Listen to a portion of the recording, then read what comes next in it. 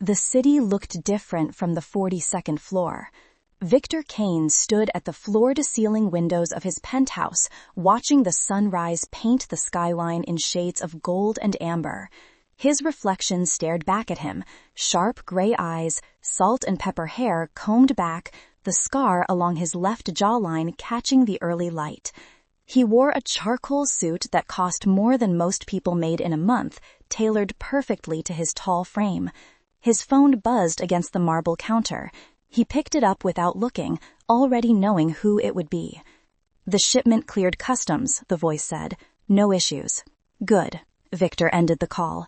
He poured himself coffee from a French press, the ritual precise and unhurried. This was his domain.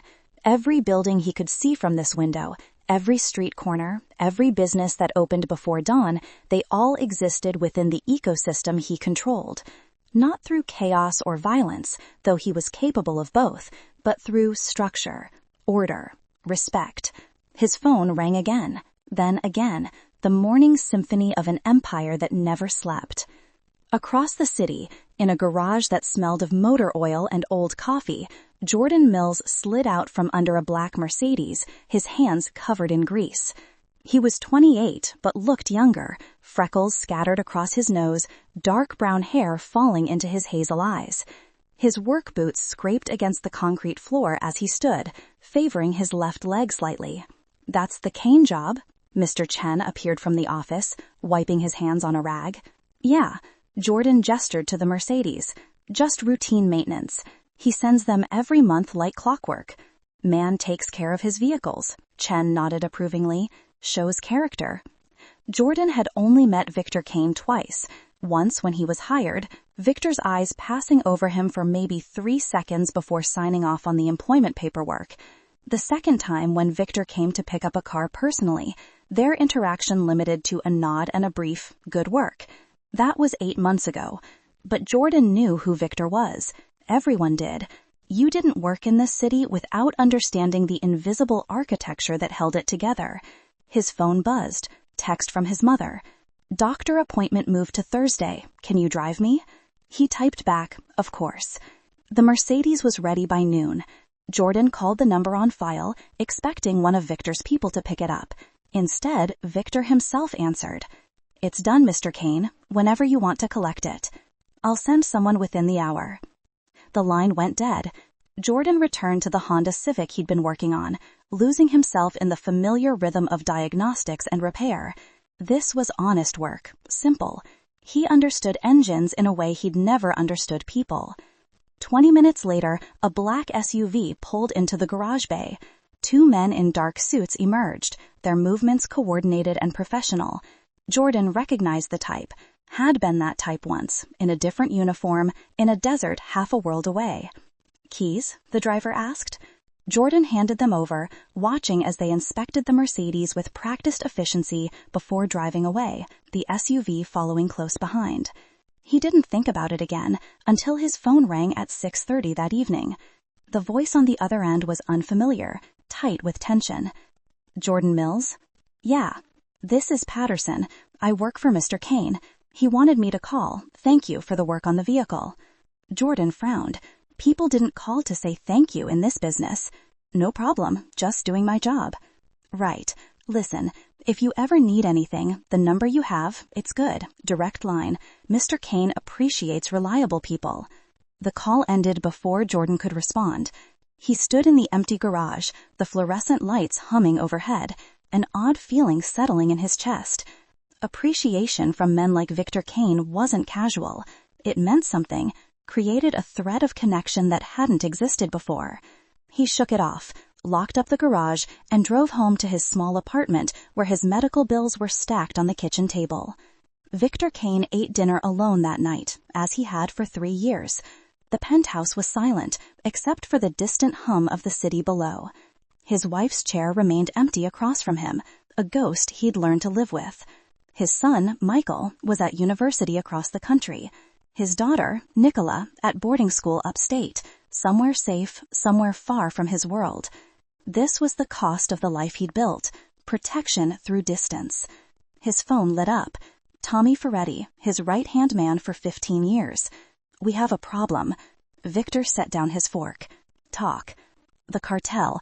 They're pushing back on the territory arrangement. Ray Voss is making noise, wants to renegotiate terms." "Set a meeting." "Victor, I don't think—" "Set the meeting, Tommy. Tomorrow." He hung up and returned to his dinner, now cold.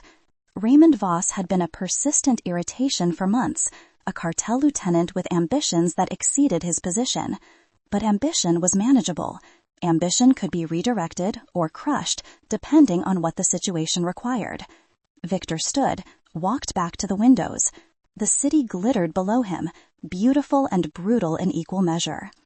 He didn't see the synchronized attack coming. At 11:43 that night, his primary warehouse exploded in a fireball that lit up the industrial district. Simultaneously, 3 of his transit vehicles were ambushed on different highways. His secondary office building, the legitimate front that employed 40 people, went up in flames. Victor's phone erupted with calls. He answered each one, his voice calm even as the reports painted a picture of coordinated devastation. Then Tommy called. "Victor, they hit the convoy. Michael was—" His voice cracked. Michael was in the convoy. The words didn't land at first. Michael was at university. Michael was safe. Michael was far away from all of this. He continued, the words tumbling out. He was going to stay at the downtown apartment. He borrowed one of the cars. "Victor, I'm sorry. I'm so sorry." The phone slipped from Victor's hand, clattering against the marble floor. The city still glittered below, but everything had changed. The old pickup truck smelled like fast food and gasoline. Victor drifted in and out of consciousness in the passenger seat, his hand pressed against the wound in his side. Blood had soaked through his shirt, dark and spreading. Every bump in the road sent fresh waves of pain through his ribs. Jordan kept his eyes on the highway, both hands on the wheel, checking the mirrors every 30 seconds. "Stay awake, Mr. Kane," he said quietly. "We've got another hour." Victor's head lolled against the window. Through the haze of pain and shock, fragments of the last 18 hours played behind his eyes. The penthouse breached at dawn, his security team dead in the hallway. Tommy's voice on the phone, not warning him, but keeping him on the line long enough for them to triangulate his location. Tommy had sold him out. Everything burned. Michael was gone. His empire was rubble. He'd made it to the panic room, triggered the silent alarm that was supposed to bring reinforcements. No one came. He'd tried every contact, every failsafe. Nothing. The cartel had been thorough, systematically dismantling his entire organization in less than 24 hours. He'd been trapped, bleeding, waiting for them to breach the final door when his phone rang. A number he barely recognized. Jordan Mills, the mechanic. "Mr. Kane, if you can get to the loading dock on the west side, I can get you out. 5 minutes. That's all I've got." Victor hadn't questioned it. He'd stumbled through the service corridors, past bodies he recognized, people who'd worked for him for years. The loading dock door opened to reveal Jordan's beaten pickup truck, engine running. Get in. They'd driven through checkpoints that should have stopped them. But Jordan knew the service routes, the gaps in the net, moving through the city like water finding cracks. Now they were 2 states over, and Victor was fading. "There's a motel," Jordan said. "Another 20 miles. Can you hold on?" Victor managed a nod. His phone buzzed weakly in his pocket, battery nearly dead. He pulled it out with shaking hands, squinting at the screen. News alerts flooded the display. Massive gang violence erupts. Federal investigation launched. Kane organization dismantled. And below that, a text from a blocked number. "Your daughter is in federal custody. Witness protection. You'll never find her." The phone died. The motel was the kind of place that didn't ask questions. Jordan paid cash for a room at the far end, away from the road. He half-carried Victor inside, lowering him onto the bed that smelled of old cigarettes and bleach. "I need to see the wound," Jordan said, already moving to the bathroom. He returned with towels and the first aid kit from his truck. Victor watched through heavy-lidded eyes as Jordan worked with surprising competence, cleaning the wound, applying pressure, wrapping it tight. His hands were steady, methodical. "You've done this before," Victor managed. "Army medic, before the leg." Jordan didn't elaborate, finishing the bandage. "It's not deep, missed anything vital, but you need real medical attention. Can't go to a hospital." "I know." Jordan stepped back, studying Victor with an expression that was hard to read. Then he pulled out his phone, made a call. "Mom? Yeah, I'm okay. Listen, I'm gonna be out of town for a while. No, don't worry, everything's fine. I'll call you in a few days." A pause. "Love you too." He hung up and sat in the chair by the window, keeping watch. Victor closed his eyes, but sleep wouldn't come. Behind the darkness, he saw Michael's face. 20 years old, bright, good, everything Victor wasn't, and now dead because he'd wanted to surprise his father. "Why?" Victor's voice came out rough. "Why did you come?" Jordan was quiet for a long moment. 5 years ago, my mom got sick, cancer. She worked 3 jobs, none of them with insurance. We were drowning. He shifted in the chair. "Someone from your organization showed up, said her medical bills were covered, all of them. Treatment, medication, everything. She made it because of that." Victor had no memory of it. Hundreds of people worked for him, thousands of decisions crossed his desk. Acts of mercy and acts of violence, all blending together. "You signed off on it," Jordan continued. "Probably didn't even think about it twice, but I did. Every day she's alive, I think about it." "That's not enough reason to throw your life away." "Maybe not." Jordan looked out the window at the empty parking lot. Phoenix, fresh start, civilian life. He reached into his pocket, pulled out a torn piece of paper. "Had it in my hand this morning. Then I saw the news." The fragments of the ticket fluttered to the floor. "I couldn't leave," Jordan said simply. "Not when I knew you were alone." Victor wanted to tell him he was a fool, that loyalty to a fallen king was worthless, that he should run while he still could, but the words wouldn't come. Over the next 3 days, the scope of the destruction became clear. Jordan drove to different locations each day, buying burner phones, finding internet cafes, helping Victor piece together what remained. The answer was nothing. Bank accounts frozen, properties seized, associates either dead, arrested, or disappeared. Tommy Ferretti's betrayal had been total. He'd given the cartel everything: schedules, locations, security protocols, financial records. Then he'd positioned himself as a federal witness, claiming he'd been gathering evidence for years. But the cartel hadn't rewarded him. They'd used him and moved on. Victor sat in the dingy motel room, scrolling through news articles on a laptop Jordan had bought at a pawn shop. Raymond Voss was already consolidating power, absorbing his territory, making statements about bringing stability to the community. "He's erasing you," Jordan said, reading over his shoulder, "rewriting the whole thing like you never existed." Victor's hands clenched on the edge of the table. Everything he'd built over 25 years, gone. In a day, everyone he'd trusted, dead or turned. His son, his beautiful son, killed because of a surprise visit. "There's something else," Jordan said carefully. He pulled up another article. "Your daughter." Victor's head snapped up. "Federal agents moved her from the boarding school into protective custody. They're treating you as a fugitive. If they relocate her into witness protection..." Jordan didn't finish the sentence. He didn't have to. Victor would never see Nicola again. "When?" Victor's voice was steady now, the fog of grief crystallizing into something harder. "They're moving her tomorrow, from a temporary safe house to a permanent location. After that, she disappears into the system." Victor stood, ignoring the pull of his healing wound. "Where's the safe house?"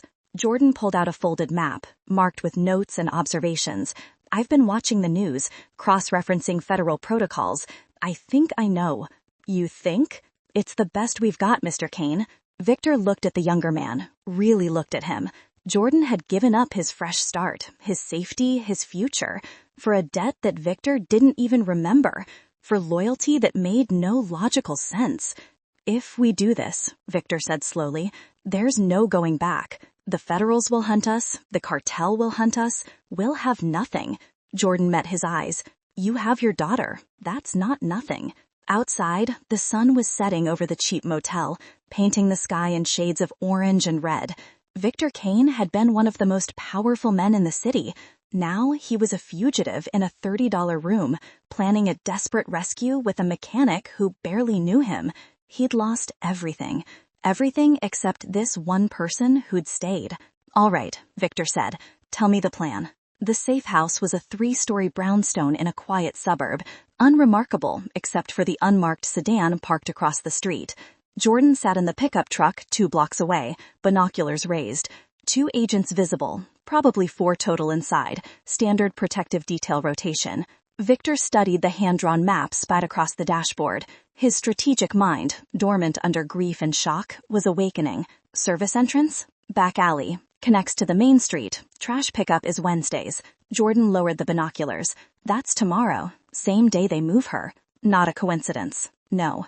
They'd spent the previous day gathering information, not through Victor's old network, which no longer existed, but through Jordan's connections. People Victor had never noticed. The delivery driver who serviced federal buildings, the waitress at the diner where agents grabbed coffee, the custodian who cleaned government offices. People who were invisible to men in power saw everything.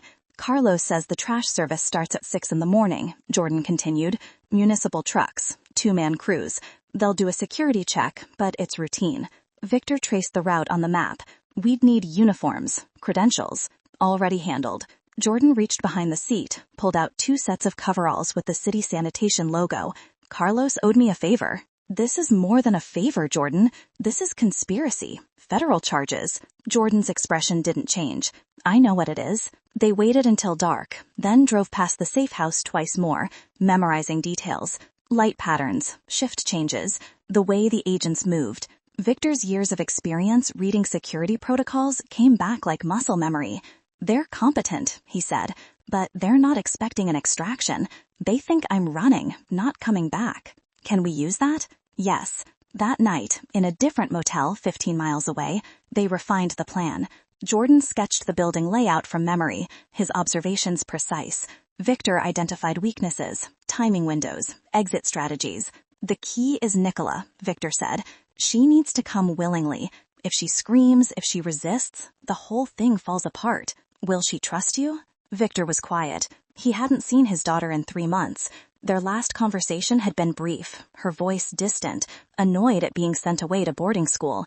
She was 16, caught between childhood and something harder. "I don't know," he admitted. Jordan nodded slowly. "Then we need to make sure she understands before we move. No surprises." "How?" "Her school roommate, girl named Sophie. They're close." Jordan pulled out his phone, showed Victor his social media profile. "Sophie's brother works at the garage with me. Good kid. If we can get a message through him, to Sophie, to Nicola, that's a long chain, a lot of points of failure. You have a better idea?" Victor didn't. The next morning, they wore the sanitation coveralls and drove a rental truck that looked enough like a municipal vehicle to pass a quick inspection.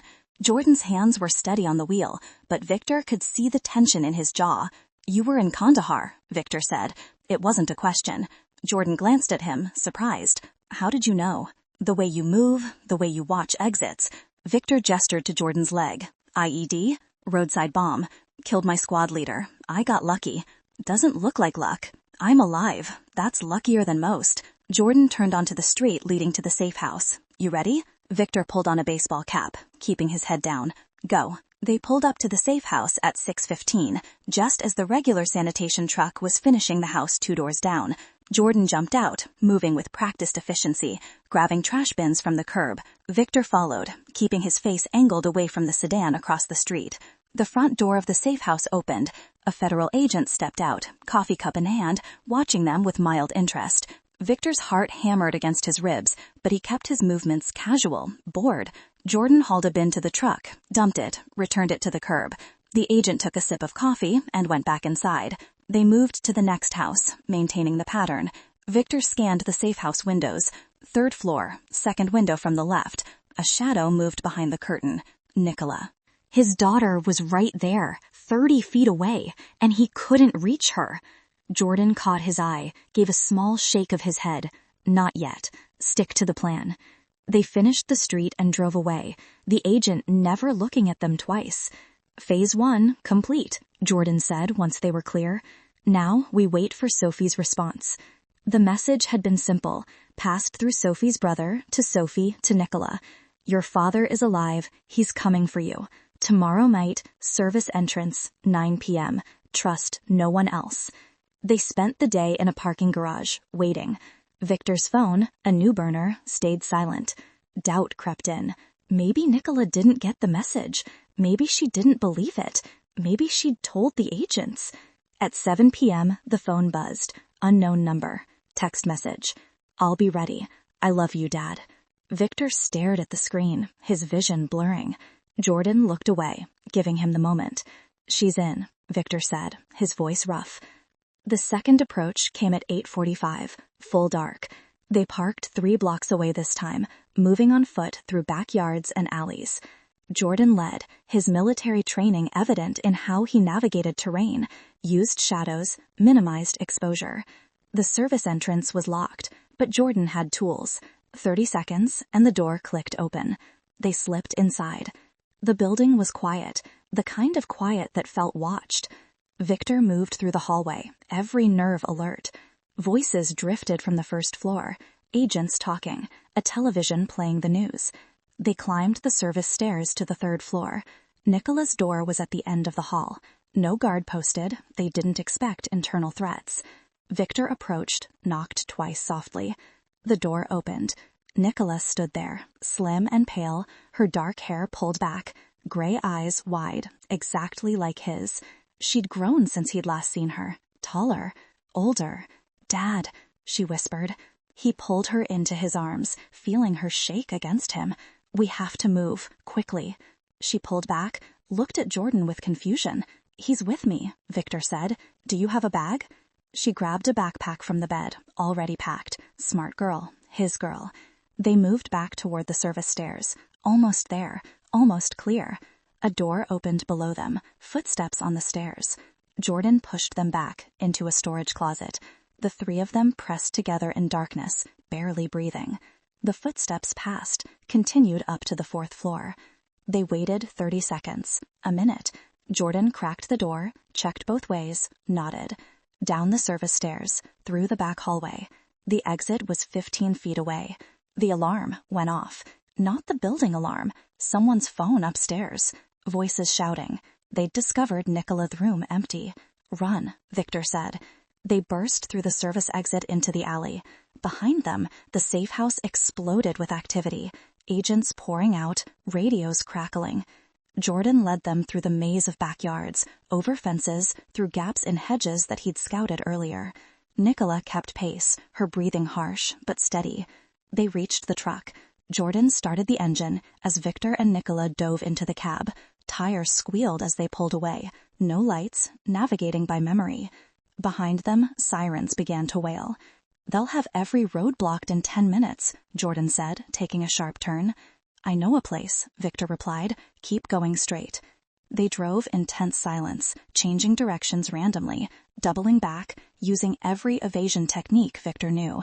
Nicola sat between them, her hand gripping her father's arm. After an hour of driving, Jordan pulled into an abandoned industrial lot.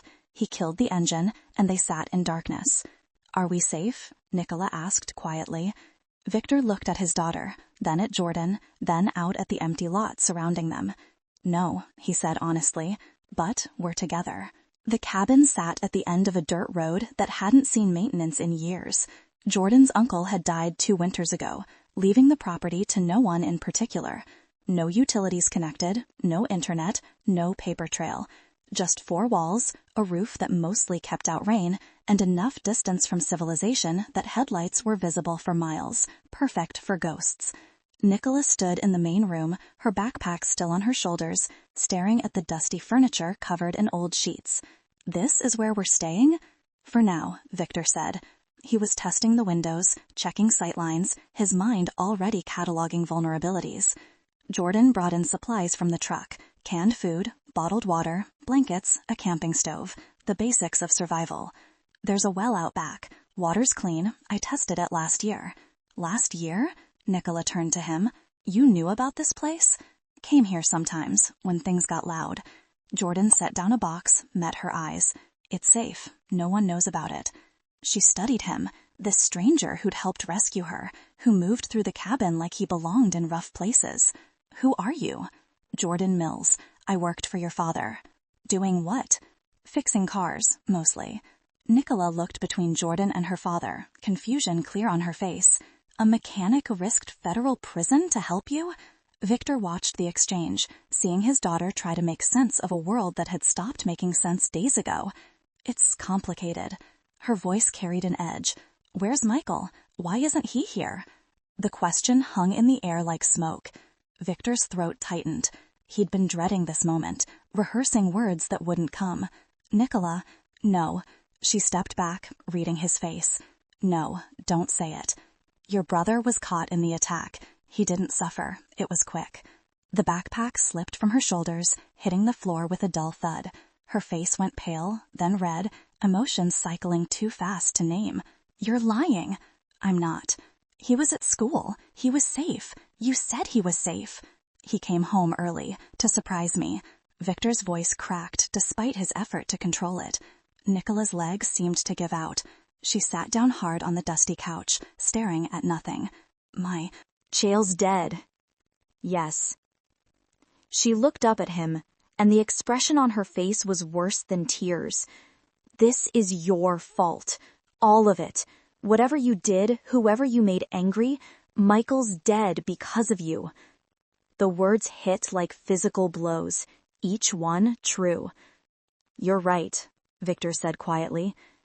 Jordan stood near the door, clearly wanting to be anywhere else, but he stayed, silent, present. Nicola drew her knees to her chest, making herself small. I want Mom. I know.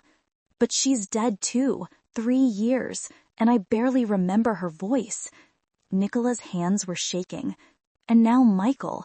Everyone's gone. Everyone but you. Victor knelt in front of her, his bad leg protesting. I can't change what happened. I can't bring them back. But I will keep you safe.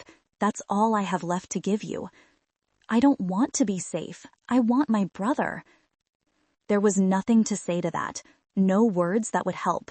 So Victor just stayed there, on his knees, while his daughter grieved. Jordan eventually moved to the kitchen, giving them space but staying close enough. The sound of him unpacking supplies, organizing, creating order from chaos filled the silence. Night fell. Jordan got the camping stove working, heated cans of soup that no one was hungry for. They ate anyway, mechanical, necessary. Nicola spoke again around 9, her voice hoarse. What happens now? We stay here, Victor said. We stay quiet. We wait. For what? For things to settle. And then? Victor had no answer. The days developed a rhythm born of necessity. Victor woke at dawn, walked the perimeter, checked for tracks, signs of visitors. Jordan chopped wood for the stove, maintained the cabin, fixed things that had broken from neglect. Nicola stayed inside mostly, sleeping too much, eating too little. On the 4th day, she finally came outside, watched Jordan splitting logs, the axe rising and falling with practiced efficiency. You're good at that, she said. Lots of practice. Jordan set down the axe, wiping sweat from his forehead despite the cold. Your dad's teaching me chess. He's good at chess. I'm learning that. Jordan smiled slightly. Lost 7 games in a row. Nicola sat on the porch steps. Why did you really help him? Don't say it's because of some medical bills. People don't risk everything for that. Jordan was quiet, considering. My squad leader, guy named Patterson, he saved my life in Kandahar, threw himself on a grenade. I lived because he didn't. He picked up another log. Your dad probably doesn't remember signing off on my mom's treatment, but I remember.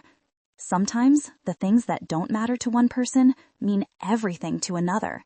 That's not the same as dying for someone. No, but it's enough to live for them. Inside the cabin, Victor sat at the small table with Jordan's laptop, the screen glow harsh in the dim room. He'd been piecing together what happened, tracking news reports, following the aftermath. The picture was clear now. Raymond Voss had orchestrated everything, used Tommy Ferretti's betrayal, fed him just enough rope to hang Victor's entire organization, then eliminated Tommy before he could become a liability. The news had reported Tommy's body found in the harbor 3 days ago, ruling it a gang killing. Ray was consolidating power fast, taking over Victor's old territory, absorbing his operations, presenting himself to the cartel as a stabilizing force. "He's good," Jordan said, reading over Victor's shoulder. "Methodical." "He learned from watching me." Victor scrolled through another article. "I taught him how to build an empire. Now he's using that knowledge to bury me." "Can we stop him?" Victor closed the laptop. "I don't know. I had resources, people, money. Now I have nothing. You have us. That's not enough." Jordan pulled out a chair, sat across from him. "Then what do we do? Hide here forever?" "If we run, he finds us eventually.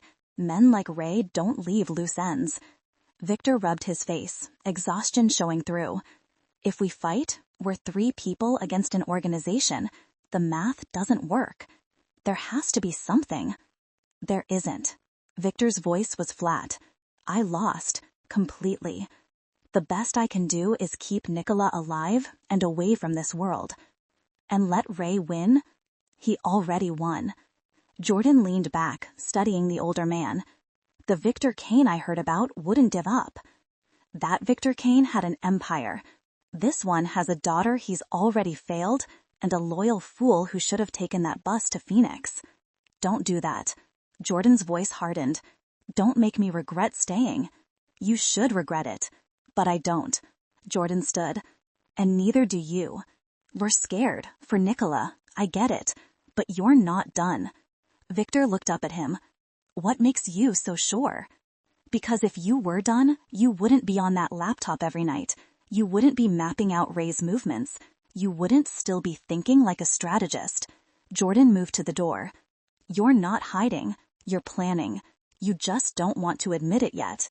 He stepped outside, leaving Victor alone with the truth. On the 10th day, Jordan drove into town for supplies.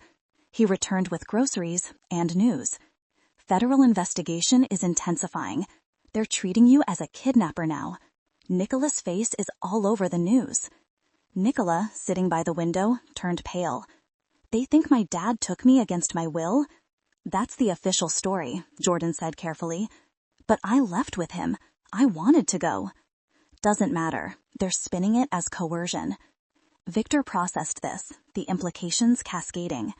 "Ray's behind it, keeping federal attention on me, preventing any chance of me rebuilding." "There's more." Jordan pulled out his phone, showed them a video. Raymond Voss, standing in front of microphones, looking concerned and civic-minded.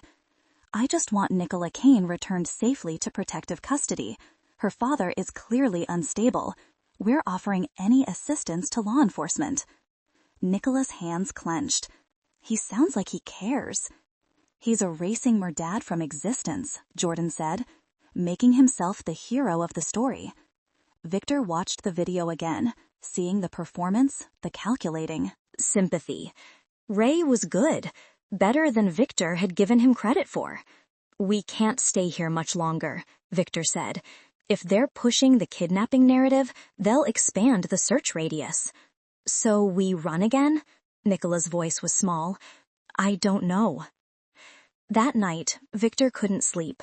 He stood on the porch, watching stars he'd never seen from his penthouse, listening to silence he'd never experienced in the city. Jordan joined him, 2 cups of instant coffee in hand. "Thanks," Victor said, taking one. They stood in comfortable quiet. "My daughter's right," Victor finally said. "This is my fault. All of it. Maybe, but you're also the only one who can fix it. I don't see how. Then we'll figure it out." Jordan sipped his coffee. "Together." Victor looked at the younger man, seeing something he hadn't seen in years. Uncomplicated loyalty. The kind that didn't calculate odds or measure benefits. The kind worth protecting. "All right," Victor said. "Tomorrow we start planning. Not how to run, how to fight back." Jordan nodded. "Finally." The black sedan appeared on the dirt road at dawn.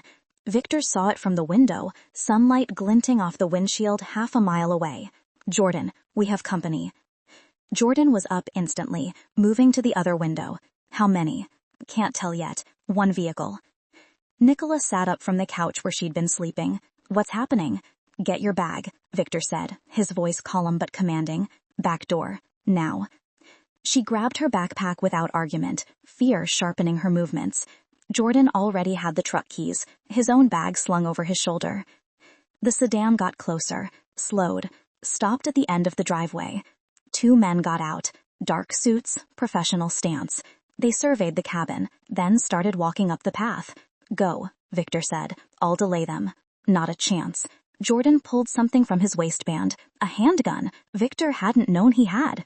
"We leave together or not at all." The knock came hard, official. Victor opened the door, keeping his body blocking the interior view. The two men stood on the porch, and up close, Victor recognized the type. Not federal agents, not cartel soldiers, private contractors, the expensive kind. "Victor Kane," the taller one said. It wasn't a question. "Who's asking?" "People who know where you are. People who could have brought a lot more than two of us." The man's eyes were cold, professional. "Ray Voss sends his regards." Victor's hand tightened on the doorframe. "If you're here to finish the job, get on with it." "We're here to deliver a message." The shorter contractor pulled out a phone, played a video. Raymond Voss appeared on the screen, sitting in what looked like an expensive office, Victor's old office. "Victor, if you're watching this, you're still alive. That's unfortunate." Ray smiled, the expression not reaching his eyes. "I'm going to give you a choice. Surrender yourself to federal custody. Take the blame for everything. Your daughter goes into witness protection, lives a normal life. You do your time quietly." The video cut to footage of the cabin, shot from distance, thermal imaging showing 3 heat signatures inside. Recent, maybe yesterday. "Or," Ray continued, "I stop being patient. Your daughter becomes collateral damage. The mechanic who's helping you, his mother, has that nice apartment on 5th Street. Would be a shame if something happened there." The video ended. Victor's vision went red at the edges. "You threaten my daughter?"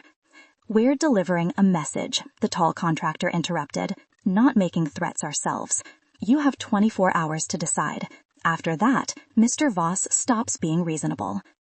They walked back to their sedan, got in, and drove away. Victor stood on the porch, every muscle locked. Jordan appeared beside him, gun still in hand.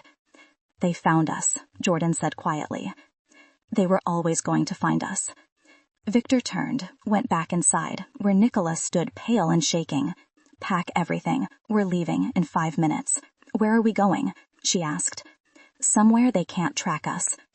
"Dad, they had thermal imaging of this place. They have eyes everywhere." Her voice rose. "Maybe we should just..." "Just what?" Victor stopped, looked at her. "Surrender? Let Ray win?"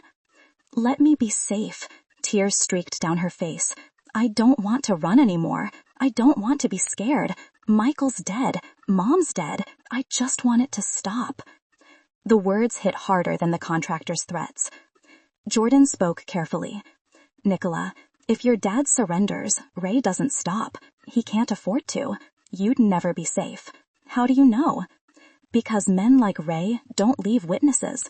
They don't leave loose ends." Jordan's voice was gentle but firm. "Your dad fights, you have a chance. He surrenders, you have none." Victor watched his daughter process this, seeing her childhood dying in real time. 16 years old, and learning that sometimes there were no safe choices. "Okay," she finally said. "Okay, what do we do?" They drove for 3 hours, changing vehicles twice, using cash Jordan had stashed in different locations. By noon, they were in a different state, in a parking garage in a city large enough to disappear into. Victor sat in the back of the current vehicle, a beat-up van Jordan had bought off someone who didn't ask questions. His phone, another burner, showed search results he'd been compiling. "Ray made a mistake," he said. Jordan looked back from the driver's seat. "What mistake?" He gave us 24 hours. He's confident, maybe overconfident. That's a window. A window to do what? We're 3 people with nothing. Not nothing. Victor pulled up a map on the phone. Ray's consolidating power fast, but that means he's exposed. He's meeting with people, making deals, showing his face. He can't hide and build an empire at the same time. So we what? Ambush him? Jordan's tone was skeptical. No, we're outgunned for direct confrontation. Victor zoomed in on a location. But Ray has vulnerabilities. His entire operation is built on the foundation he stole from me. That foundation has cracks only I know about. Nicola leaned forward from where she sat. In the back. What kind of cracks? Financial routes, supply chains, people who were loyal to me, not the organization. Victor looked at his daughter. Ray thinks he absorbed everything, but some things can't be absorbed. They have to be earned. You're talking about going after his operation, Jordan said. I'm talking about exposing him. Not to the authorities, they're compromised. To the cartel. Victor pulled up news articles about recent cartel activity. Ray positioned himself as someone who brings stability. What happens when the cartel sees he's losing control? Jordan considered this. They eliminate him. Exactly. How do we make that happen? Victor smiled, and for the first time in weeks, it looked like the smile of a man who'd once run a city. We remind everyone why they were afraid of me. Over the next 2 days, they moved constantly. Victor made calls from burner phones to numbers he'd memorized years ago. Most didn't answer. Some hung up immediately. But a few listened. One was a man named Leo, who'd run logistics for Victor's operation. He'd gone underground after the attack, but he answered on the 3rd ring. This is a dead man calling, Leo said. Not dead yet. Should be. Ray's got a bounty on you. $250,000. Then you could use the money. Meet me. Silence. Then, you got some nerve, Kane. I've got information about Ray that the cartel would pay more than $250,000 to know. You interested? Leo was interested. They met in a truck stop off the interstate, public enough to be safe, anonymous enough to avoid attention. Leo looked older than Victor remembered, gray in his beard, worry lines deep around his eyes. You look like hell, Victor. I've had a rough month. They sat in a booth at the back, Jordan watching the exits, Nicola in the van, with strict instructions to drive away if anything went wrong. What do you have? Leo asked. Ray's skimming from the cartel shipments, small amounts, thinks no one will notice. But it's been consistent for months, started before he made his move against me. Leo's eyes narrowed. You can prove this? I have shipping manifests, discrepancies in weights and values. Ray was arrogant enough to keep records, thinking he'd erased me and no one would ever check. Where'd you get manifests? Everything burned. Not everything. I had backup drives, encrypted, hidden. Victor slid a USB drive across the table. This is a copy. The originals are somewhere safe. Leo picked up the drive, turned it over in his fingers. Why give this to me? Because you know people in the cartel. You can get this to someone who matters. And what do you get? Ray Voss's attention divided, him looking over his shoulder instead of hunting me. Leo pocketed the drive. This is suicide, Victor, for both of us. I'm already dead according to everyone. Might as well make it count. They left the truck stop an hour later, and Victor felt something he hadn't felt since the attack. Momentum, direction, purpose. But that night, parked in an abandoned lot, reality reasserted itself. Jordan's phone rang. A number he recognized. He answered, listened, his face going pale. When? A pause. Is she okay? Another pause. I understand. He hung up, stared at the phone. What happened? Victor asked. My mom's apartment. Someone broke in, trashed the place. She wasn't home, thank God, staying with a friend. Jordan's hands were shaking. They left a message spray-painted on the wall. Tell your son to stop. Nicola made a small sound of distress. Victor felt the weight of consequence settle on his shoulders. Jordan, you need to leave. Get your mother and go. I'll give you money. No. This isn't negotiable. Ray's going after people around me. Your mother is a target because of me. And she'll stay a target whether I'm here or not. Jordan's voice was hard. I leave. Ray still knows she matters to me. At least if I'm here, I can do something about it. There's nothing you can do. There's everything I can do. Jordan met Victor's eyes. You're making moves. Good. Keep making them. But we need to accelerate the timeline. 24 hours turned into a race, and we're losing. Victor wanted to argue, to send Jordan away, to stop pulling people into his destruction. But Jordan was right. They were out of time. All right, Victor said. We go all in. No more half measures. What does that mean? Victor looked at his daughter, then at Jordan, then out at the dark city beyond. It means we stop running. We stop reacting. We take the fight to Ray. How? Nicola asked, her voice small but determined. Victor pulled out the laptop, opened files he'd been compiling. Ray thinks he knows where I kept my leverage. Insurance files, evidence, blackmail material. He's wrong. I'm going to show him exactly how wrong. Jordan leaned in, studying the screen. This is risky. Everything from here is risky. Victor looked at them both. Last chance to walk away. Neither moved. Okay then, Victor said. Let's remind Raymond Voss why everyone feared Victor Kane. The pharmacy records were buried in a database that Ray thought he'd destroyed. Victor sat in a 24-hour internet cafe, 3 a.m, fingers moving across the keyboard with practiced precision. Jordan sat beside him, watching the door. Nicola was asleep in the van outside, exhausted from days of constant movement. Got it, Victor said quietly. The screen showed prescription records dating back 18 months. Small quantities of arsenic compounds purchased through shell companies, always just below the threshold that would trigger investigation. The pharmacies were scattered across 3 states, but the pattern was clear once you knew to look for it. He's been poisoning them, Jordan said, reading over his shoulder. 3 cartel lieutenants above him, all showing symptoms of chronic illness over the past year. Fatigue, confusion, organ problems. Victor downloaded the files to an encrypted drive. Ray positioned himself as the natural replacement while slowly killing the competition. That's methodical. That's Ray. Patient, calculated. Victor pulled up medical records he'd obtained through a contact who still owed him favors. Miguel Santos, Cartel Operations Chief, dead 2 months ago. Official cause was liver failure. He was 38 and healthy before last year. Jordan scrolled through the pharmacy records. If the cartel finds out, they'll tear him apart. Betrayal they can understand. Poisoning your own people, that's something else. How do we get this to them? Victor was already typing, composing a message to an encrypted email address he'd memorized years ago. The recipient was a woman named Isabella Cortez, who handled intelligence for the cartel's regional operations. She'd worked with Victor on several ventures, maintained professional respect even across organizational lines. He attached the files, added a simple message. Ray Voss has been killing your leadership. Proof attached. Consider this a gift from a ghost. VK.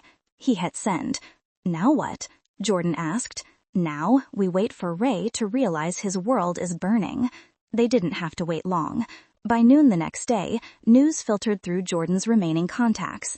Cartel operations in the city had gone dark. Shipments stopped. Meetings canceled. The kind of silence that preceded violence. Ray would know. He had people everywhere. He'd realized someone had accessed the records, connected the dots, sent the information to people who'd care. Victor's phone buzzed. Unknown number. Text message. You're a dead man, Kane. You and everyone you care about. Victor showed it to Jordan. He's scared, Jordan said. Scared men are dangerous. So are cornered ones. They moved again, switching vehicles, changing locations every few hours. Victor had one more play to make, but it required reaching someone he hadn't spoken to in 3 years. Dr. Hannah Price. She'd been the trauma surgeon who kept his people alive, who asked no questions when gunshot wounds came through her ER at odd hours. Victor had paid her well, protected her. In short, she could do her job without interference. Then his wife had died on Hannah's operating table. A car accident. Drunk driver. Sarah Kane had been rushed to the ER with internal injuries, and Hannah had fought for 6 hours to save her. It hadn't been enough. Victor had never blamed her, but he'd never contacted her again either. Now he needed her. He called from a payphone, using a number he hoped still worked. She answered on the 5th ring. "This is Dr. Price." "Hannah, it's Victor Kane." Silence stretched across the line. Then, carefully, "I heard you were dead." "Not yet." "What do you want, Victor?" "I need to meet. It's important. I can't be involved in whatever you're doing. I have a daughter now, a life." Victor's chest tightened at the mention of a daughter. "I know. That's why I'm calling. Ray Voss has your name on a list, people who worked with me. He's going to use you to get to me. I don't work with you anymore. Haven't in years. Doesn't matter to him. Please, Hannah, one meeting. I can protect you, but I need your help first." Another long silence. "Where?" They met in the parking lot of a closed shopping center, late afternoon sun casting long shadows. Hannah stepped out of a sedan, and Victor saw the years on her face. She was 40 now, still sharp-eyed, still carrying herself with the confidence of someone who made life-or-death decisions daily. Jordan stayed in the van with Nicola, giving them space. "You look terrible," Hannah said. "I've had a difficult month. I heard about Michael. I'm sorry." The words landed heavy. Victor just nodded. Hannah crossed her arms.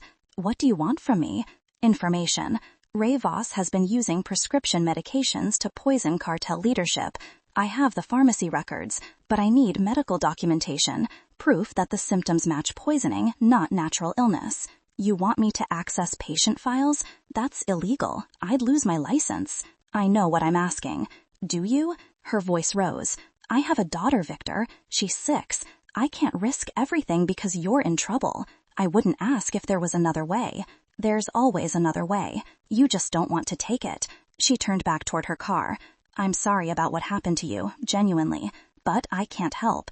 "Hannah, wait." She stopped, didn't turn around. "When Sarah died," Victor said quietly, "you stayed with me in that waiting room, 4 hours. You didn't have to do that. You'd already done everything you could. That was different. It was the same. Someone needed help, and you gave it." Victor moved closer. "Ray is going to come after you regardless of what you do. He's cleaning house. Everyone connected to me is a target. If we don't stop him, your daughter grows up without a mother." Hannah turned, and her eyes were wet. "You're not being fair." "I'm being honest." She looked at him for a long moment. This man she'd once respected, now broken and desperate. Then she pulled out her phone. "Give me the names. I'll see what I can find in medical databases. But Victor, if this comes back on me, it won't, I promise." 20 minutes later, Hannah had pulled medical records for 2 of the deceased cartel members. The symptoms matched chronic arsenic poisoning perfectly. Combined with the pharmacy records, it was damning. "This is enough to bury him," Hannah said, forwarding the files to Victor's encrypted email. "The cartel will know he murdered their people. Thank you. Don't thank me. Just win. Because if you don't, we're all dead." She got in her car and drove away. Victor returned to the van, where Jordan and Nicola waited. He showed them the files. "We have everything," Nicola said, looking at the evidence. "So now what?" "Now we make sure the right people see it." But as they prepared to leave, Victor's phone rang. Leo's number. "Victor, we have a problem."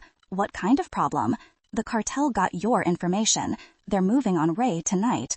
But Ray knows. He's got wind of something coming, and he's gone to ground." Victor's stomach dropped. "Where?" "No one knows. He's got a safe house somewhere, emergency protocols. He'll wait out the storm, then resurface." Things calmed down. "That can't happen." "Then you'd better find him before the cartel does, because if they get him first, you lose your leverage." The call ended. Jordan looked at Victor. "Do you know where his safe house is?" "No, he kept that information tight." Victor thought, running through everything he knew about Ray. "But he's predictable, creature of habit. His safety net would be somewhere he knows, somewhere familiar. That doesn't narrow it down much." Nicola spoke up from the back. "What about the place you met him when you first started working together?" Victor turned to look at his daughter. "What? You told me once, years ago. You said Ray reminded you of yourself when you were younger. You met him at some property you were developing." The memory clicked into place. An old warehouse on the waterfront before Victor had renovated it into luxury condos. Ray had been running security for the construction company, ambitious and smart. "The warehouse district," Victor said. "Building 17. It never got developed. I still own it, or did before everything collapsed." You think he'd hide in a property connected to you? It's the last place anyone would look, and Ray knows I don't remember every asset I owned. Victor started the van. It's worth checking. They drove toward the waterfront as night fell. The warehouse district was industrial decay, forgotten by developers, populated by the homeless and the desperate. Building 17 stood dark against the water, windows broken, graffiti covering the walls. Jordan scanned the area with binoculars. I see 2 vehicles parked in back, lights in the 3rd floor. He's there. So what's the plan? We can't take on his security. Victor was quiet, thinking. Then he made a decision. We don't take them on. We give him to the cartel. How? Victor pulled out his phone, sent a message to Isabella Cortez with a location pin. Ray Voss, Building 17, Waterfront District. Come get him. Then he called the burner phone number Ray had texted from earlier. Ray answered immediately. Kane, come to beg for mercy? Come to make a deal. You leave my daughter alone, I disappear forever. Too late for deals. Is it? Because the cartel just got your location. They'll be there in 15 minutes, but I can call them off if you agree to terms. Silence. Then, you're bluffing. Am I? Look outside in about 30 seconds. Victor had sent the location to another contact as well, someone who'd confirm cartel movement without revealing his source. Ray's breathing changed on the line. What do you want? My daughter's safety. Guaranteed, documented. You don't touch her, you don't look for her, she gets to live a normal life. And you? I vanish. You win, you get everything. More silence. Victor could almost hear Ray calculating odds, weighing options. All right, come in, we'll negotiate. I'm not stupid, Ray. Neither am I. The cartel's coming. You're offering a way out. I'm taking it. Get in here, Kane, or we both die tonight. Victor ended the call. Jordan stared at him. You're not actually going in there. I have to. It's a trap. Probably, but it's also the only way to end this. Victor looked at Nicola. If I don't come back out in 30 minutes, you drive. Don't stop. Jordan knows people who can hide you. Dad, no. This isn't negotiable. He pulled her into a hug. I love you. Remember that. He stepped out of the van. Jordan followed.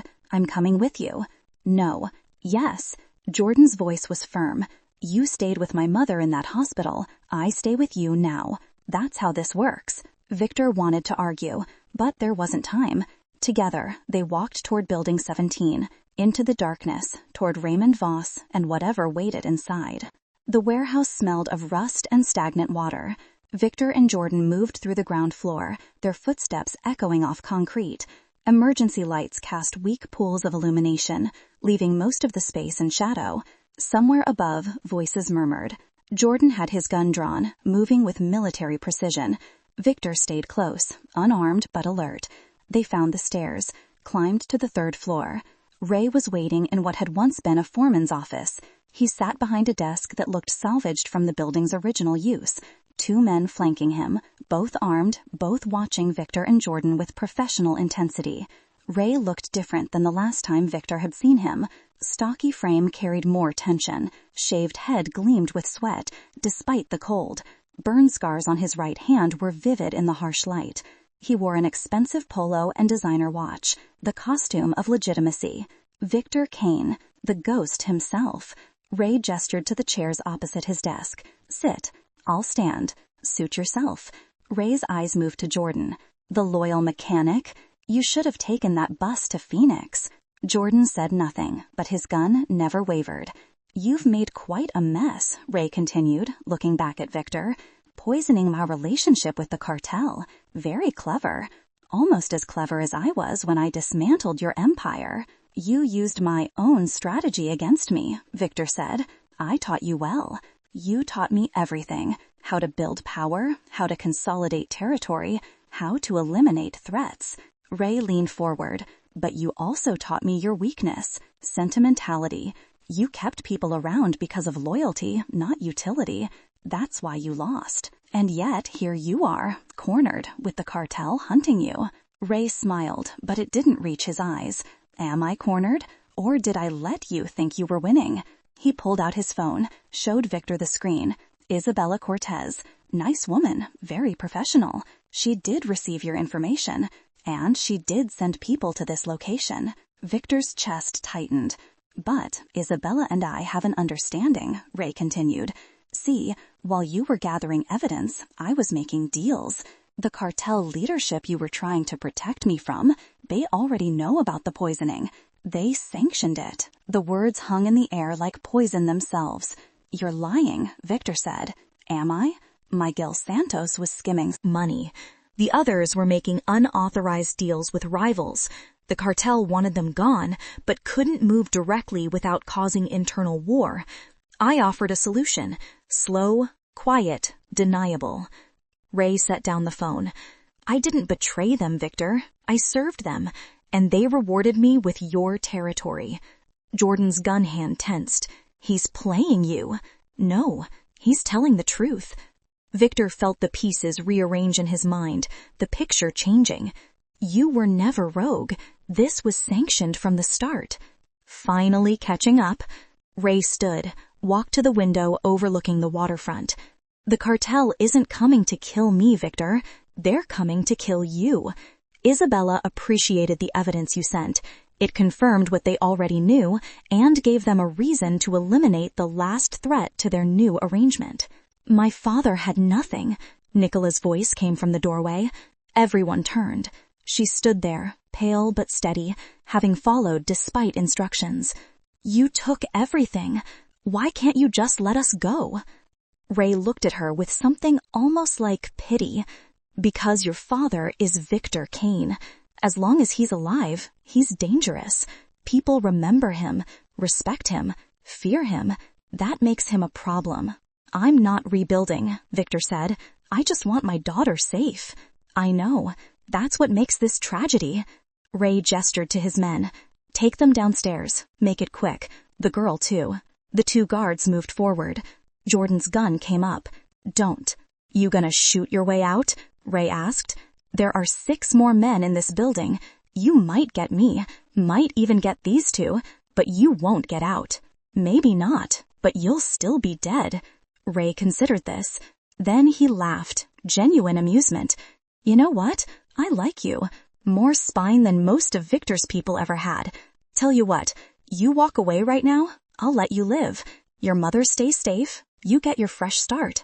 No deal. Jordan, think about what you're doing. This isn't your fight. Yes, it is. Jordan's voice was steady. Has been since I decided to stay. Ray shook his head. Loyalty. Victor's greatest weakness. Infecting another generation. He nodded to his guards. Kill them both. Leave the girl for last. Let her watch. The guards raised their weapons. The window exploded inward. Glass shattered across the room. A figure crashed through, rolling, coming up with weapons drawn. More figures poured through the doorway behind Nicola, moving with tactical precision. But these weren't cartel soldiers. They wore tactical gear with federal insignia. FBI, nobody move. The room froze. Ray's guards dropped their weapons. Jordan kept his trained on Ray. A woman in a tactical vest stepped forward, face hard and professional. Raymond Voss, you're under arrest for racketeering, conspiracy to commit murder, and about 15 other charges. Ray's face went white. You can't. I have immunity. The cartel sold you out 30 minutes ago. The agent gestured, and her team moved to secure the room. Turns out, when someone sends them evidence of systematic poisoning with detailed medical records, they get nervous. Isabella Cortez decided you were more liability than asset. She gave us everything. Victor understood then. His gambit had worked, just not the way he'd expected. The cartel hadn't come to protect Ray. They'd cut him loose to protect themselves. The agent turned to Victor. Mr. Kane, I'm Special Agent Williams. You're also under arrest, but we can talk about cooperation. My daughter had nothing to do with this. We know. Witnesses confirmed she left protective custody willingly. The kidnapping charges are being dropped. Williams looked at Nicola. You'll need to come with us, but you're not in trouble. Nicola moved to her father's side. What happens to him? That depends on how helpful he wants to be. Ray was being handcuffed, his face twisted in disbelief. "This isn't over, Kane. The organization I built is already falling apart," Williams interrupted. "We've been rolling up your operations for the last 6 hours.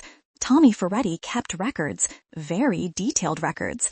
He was planning to use them against you before you had him killed. We found them when we pulled his body from the harbor." Ray's expression crumbled. Tommy's final betrayal, reaching from beyond death. They were led downstairs. More federal agents swarmed the building, securing evidence, processing the scene.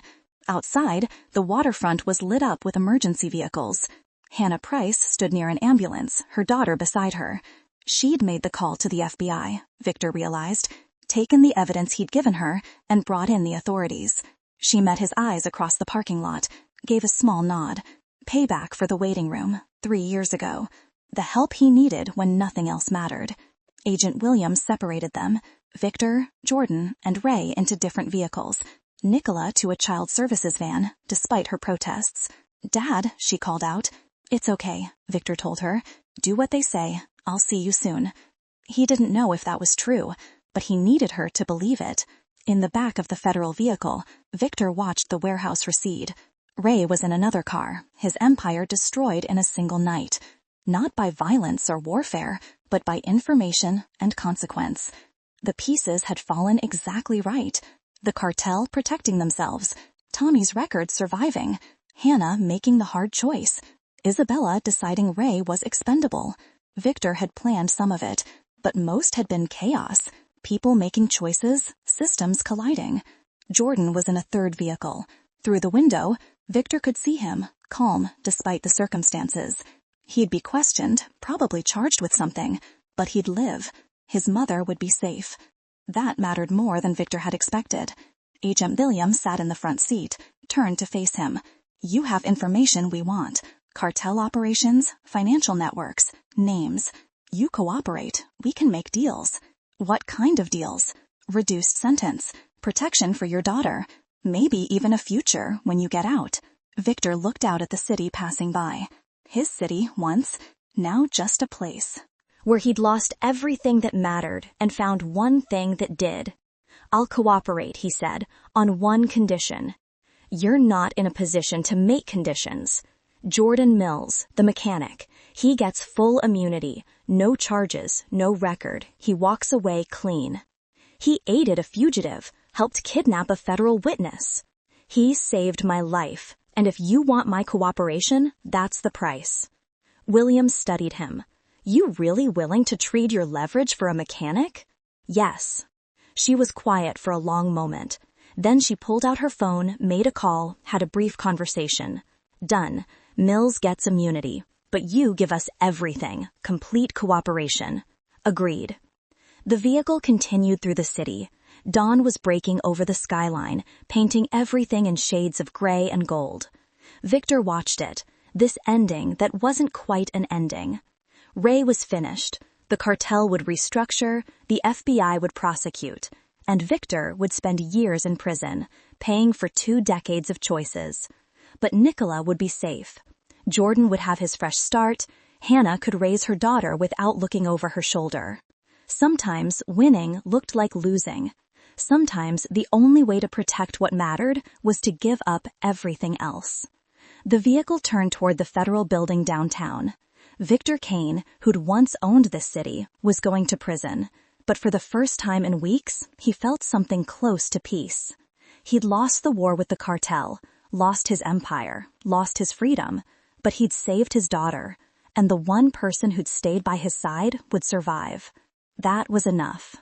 The federal courtroom was smaller than Victor had expected. He sat at the defense table in an orange jumpsuit, hands folded, watching the judge review documents.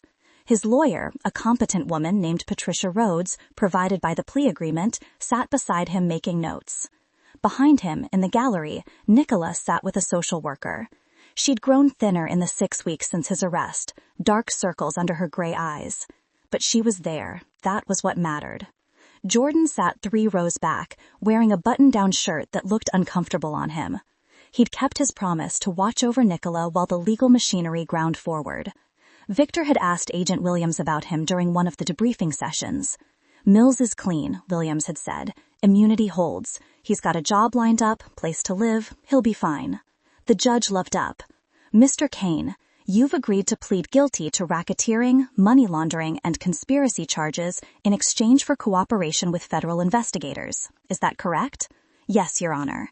And you understand that even with cooperation, you're facing significant prison time. I do. The judge reviewed more paperwork. Given your cooperation, the government is recommending 12 years, with possibility of parole after 8. This is a substantial reduction from what you could have received. 12 years.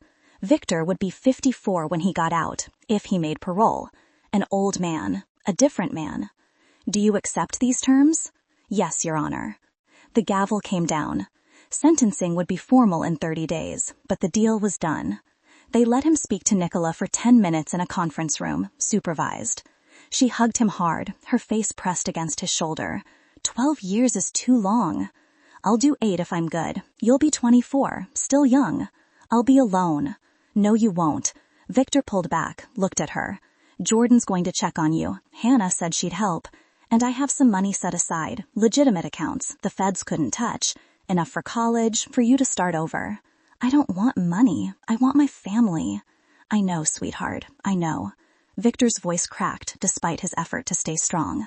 The guard knocked. Time was up. Nicola gripped his hands. I love you, Dad. I love you too. Be good. Be better than me. They took him back to his cell. The months that followed were routine. Debriefings with federal agents, information exchanged for small privileges.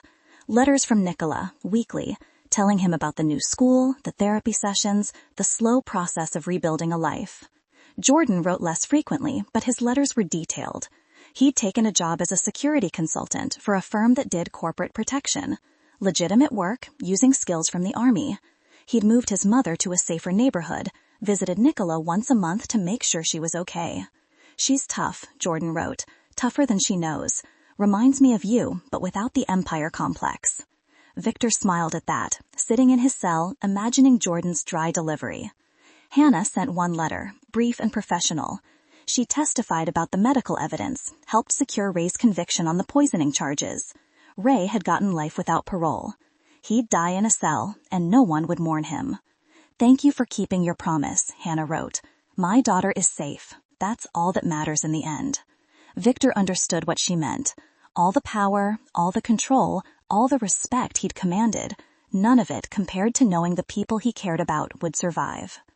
8 years passed like water over stone, slowly reshaping everything. Victor turned 50 in prison. Nicola graduated high school, then college. She sent photos from her graduation, wearing a blue gown, smiling in a way that looked almost genuine. Jordan was in the background of one photo, older now, his hair showing gray at the temples.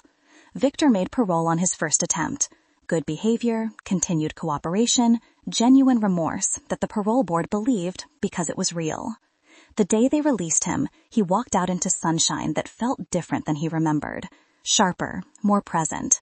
Jordan was waiting in the parking lot, leaning against a pickup truck that looked newer than the one from 8 years ago, but just as practical. You look old, Jordan said. Feel old. Victor walked over, and they shook hands, the grip firm and familiar. Thanks for coming. Where else would I be? They drove to a small house in a suburb 2 hours away from the city. Nothing special.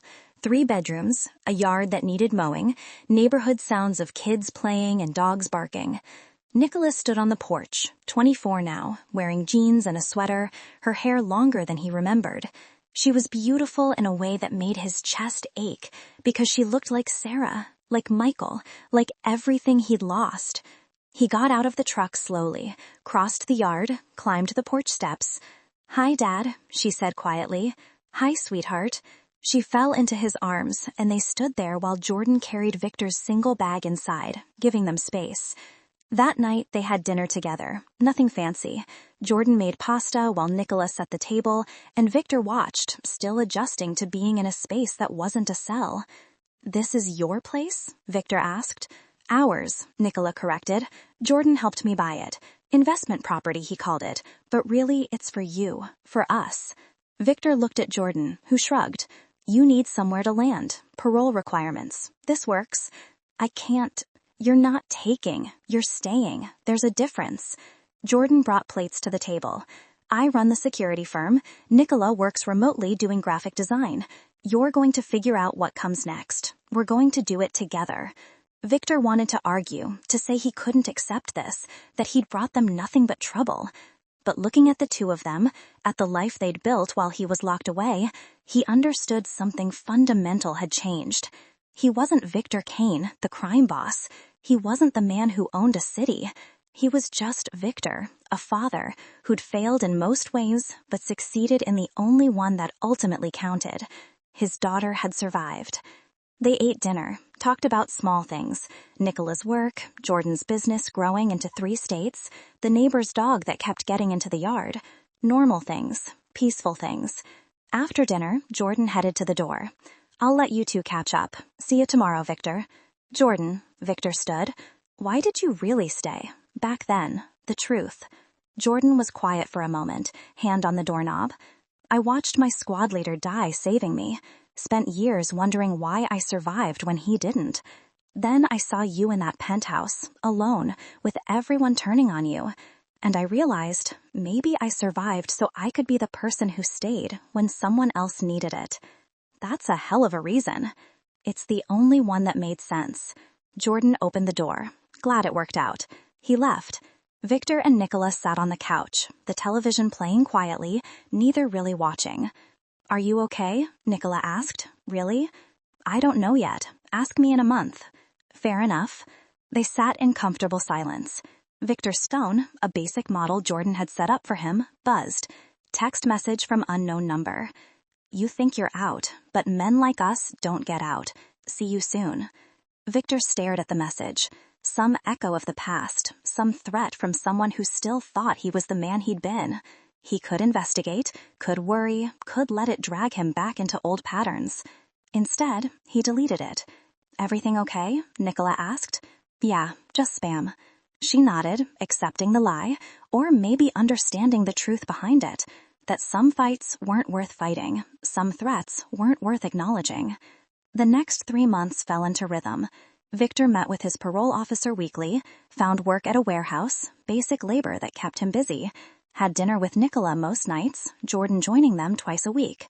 It wasn't the life he'd imagined, but it was a life. One evening, sitting on the porch with coffee while Nicola worked inside, Jordan brought up the security firm.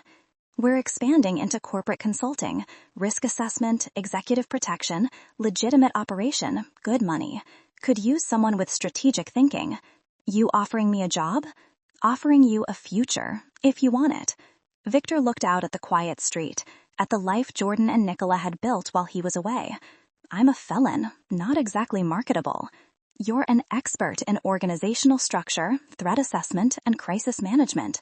Lots of corporations need that. They don't need to know where you learned it. Why are you doing this? Jordan set down his coffee. Because 8 years ago, you could have let me take that bus to Phoenix, told me to save myself. Instead, you let me stay, let me be part of something that mattered. I'm returning the favor. We're even then. We'll never be even, but that's okay. That's what family is. The word landed soft but permanent. Family. Not by blood or obligation, but by choice. By staying when leaving made more sense. Victor extended his hand. All right, I'm in. They shook on it. Inside, Nicola was making dinner, music playing from her laptop, her voice humming along. She looked happy. Not perfectly healed. The scars from losing Michael and everything else would always be there. But happy enough, building a life on her own terms. Victor Kane had lost everything in the war with the cartel. His empire, his son, his freedom, years of his life.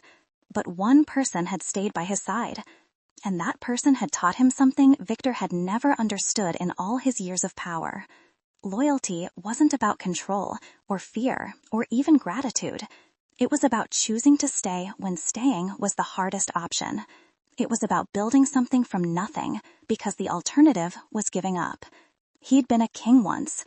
Now he was just a man, with a second chance, and 2 people who decided he was worth saving. That was more than enough. The phone buzzed again in his pocket. Another unknown number. Another threat from a past that refused to die completely. Victor pulled it out, read the message, and smiled. Some ghosts would always linger. Some debts would never fully clear. But tonight, he had dinner with his daughter. Tomorrow, he'd start work helping Jordan build something legitimate. Next week, Nicola's birthday. The threats could wait. The past could wait. Everything could wait. Because for the first time in 25 years, Victor Kane had something worth more than power. He had home.